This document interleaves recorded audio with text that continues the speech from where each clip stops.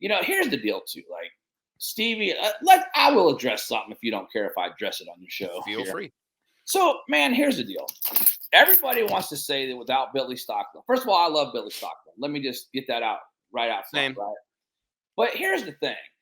Stevie Jackson was racing way before he ever met Billy Stockton. I watched Stevie talking shit and freaking snapping necks and cashing checks and all that shit way before Billy Stockton. Obviously, Billy Stockton's a great guy. He's super intelligent. But to think Stevie Jackson's never going to win again because he's not having a certain guy on his team, I'm not freaking buying it. I'm just going to tell you right here on the Wes Buck show that shit ain't happening. Listen, Stevie's a difference maker.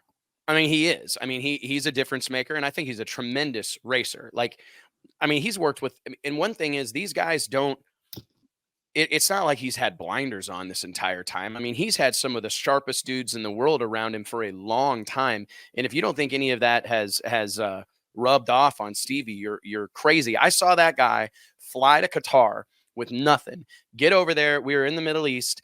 And he tells Sheikh Khaled, he goes, if you'll give me that old Jerry Haas Firebird, it was like Burton Auxier's old Pro Mod car. It was sitting in like basically a pile of sand, no motor, no transmission, nothing, just sitting there, a rolling chassis. It was wired and plumbed and stuff.